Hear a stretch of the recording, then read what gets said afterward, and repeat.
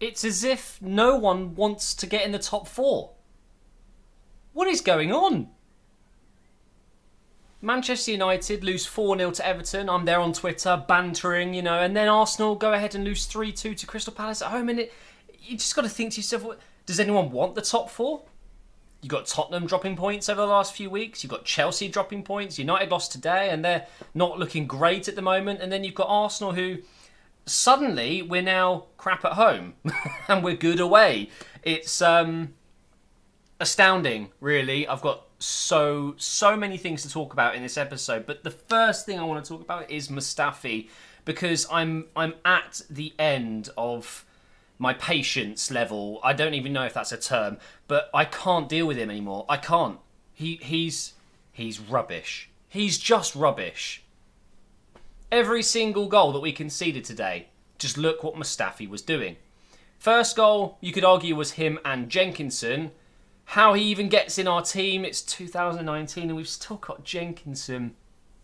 I'll get onto the lineup in a moment because it's shocking, but first goal, okay, kind of not completely Mustafi's fault. But the second goal, I mean, it's embarrassingly bad. And then the third goal, he quite literally runs away from the guy he's marking, MacArthur, who actually scores. So you sit there thinking, okay, we're going to throw away top four opportunities. Today was a huge opportunity with United losing to really get an advantage, and we're going to throw it away because of one player. Now, okay, maybe it's a bit much to blame it all on one player, but genuinely, I have never ever seen such a... I don't even know what the word is. He's just so irresponsible. He's so mistake prone. And for a player that's a World Cup winner and worth 35 million euros or whatever it was we paid for him, you just got to think to yourself, we have been absolutely... that transfer, we've been absolutely mugged off. We really have. I think he actually started his career okay with Arsenal. I remember there was like a 22 game or something like that, win streak, or shouldn't say that, a 22 game streak where we didn't lose with Mustafi in the team. It definitely wasn't a win streak, but I don't know what's happened to the guy. Nice enough guy. I'm sure that he's good enough to play for maybe a mid-table Premier League team, but there is absolutely no way that Mustafi gets in my first team. And if he's still at the club next year, then I have little faith in what we're trying to do here, because if we really, really want to challenge for the title, we can't do it with a team like this, especially with a player like Mustafi in the lineup who is just going to ruin our chances. Every single time, man. It's every game he plays in. There's something he's done wrong. And it does my head in. This lineup is an absolute shambles. We're going for the top four. This team that you're looking at here is a mid-table team. It really isn't good enough. Leno, who has had a very good season, actually had a very good game considering he conceded 3. But Jenkinson, Mustafi, Koscielny, Mavropanos, Kolasinac, and then El Neni and Guendouzi in the middle. And then you've got Ozil, Lacazette, Aubameyang, which is good enough to get in any team.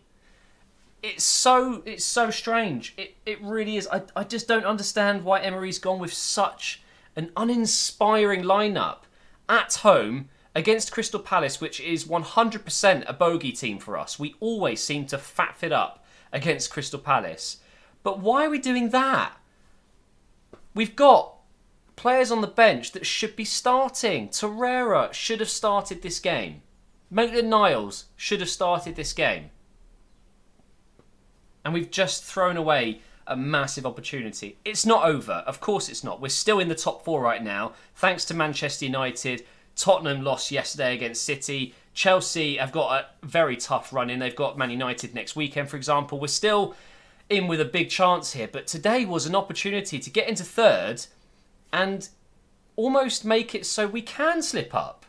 Now, we can't. We can't slip up. I think we genuinely have to win every single game now. Otherwise, I don't know, man. It obviously depends on the other teams, but I just want us to focus on us, and clearly that's not going to be what we're going to be doing. We're going to be relying on others to mess up as well. That's the problem. Crystal Palace were brilliant, man.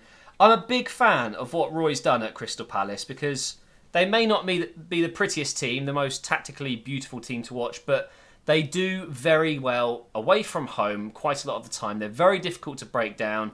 And of course, though, when a team comes to Arsenal, like Benteke, for example, when was his last goal? Suddenly he's fucking... shouldn't say that. Suddenly he's prime Ronaldo. I never really want to swear in my videos, but there you go. I don't understand why we make players and teams that are normally rubbish just amazing. It happens a lot. All goalkeepers against us turn into Neuer. All strikers against us turn into Messi, and it does my head in. It absolutely does my head in. I really, really felt confident going into this game. I thought we were going to quite comfortably win it, get into third place, and that allows us a little bit of leeway, but we just don't have that anymore.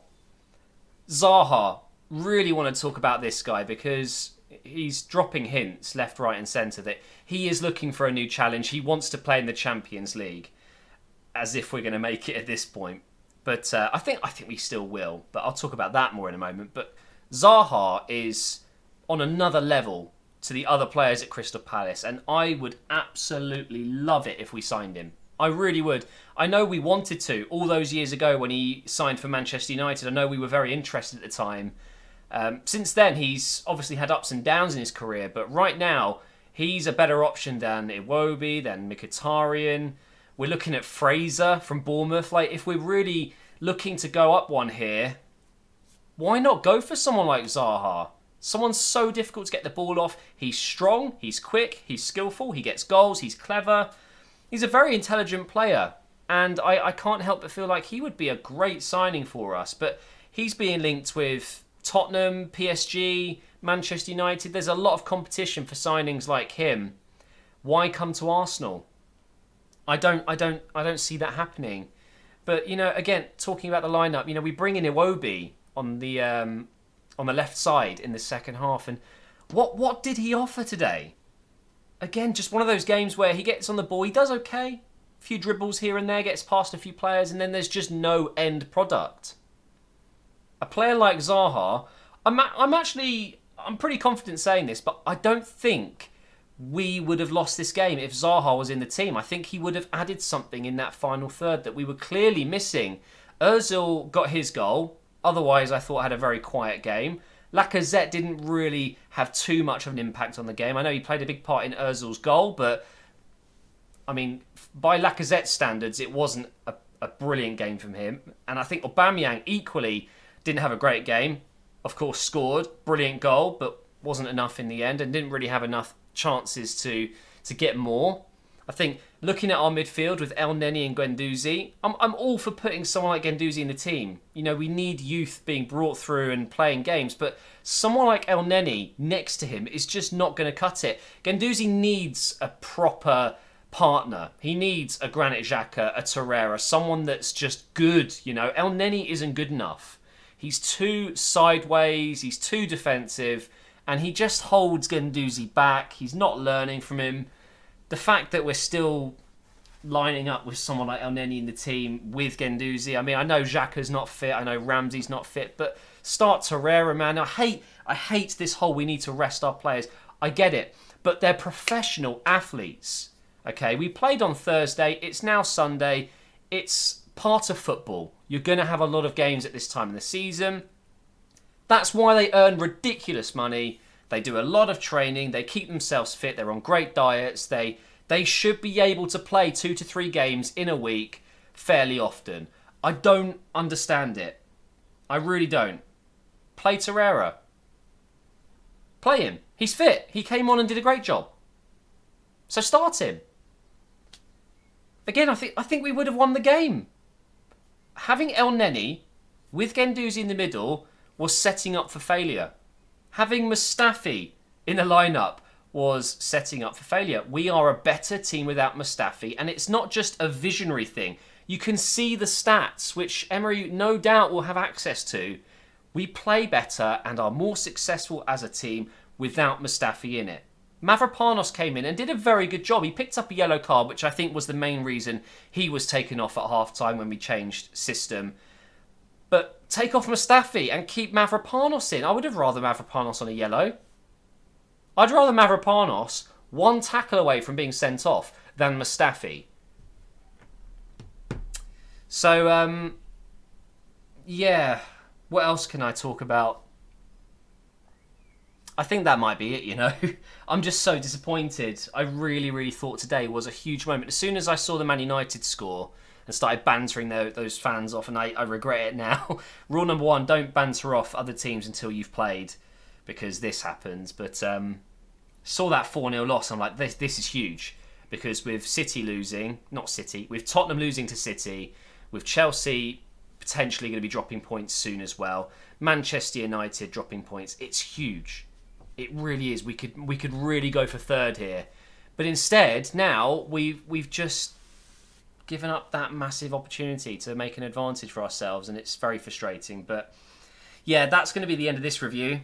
Frustrating as it is, we are still in the top 4. We're still up there with a massive chance. And of course, we do have another chance outside of the Premier League to get in the Champions League, and that is the Europa League, which of course we've made it through. So it's not all over. It's just very frustrating, isn't it? Because this is a home game. The Emirates is like a fortress. We haven't lost at home in the Premier League since Man City at the start of the season, the first game. And then this happens. The worst team in London, arguably Fulham, but we'll say Crystal Palace, has beaten us. It's, whatever. Thank you for watching. If you've enjoyed this episode, make sure you drop a like if you agree with me. Leave your comments down below, and I will see you in the next episode very soon.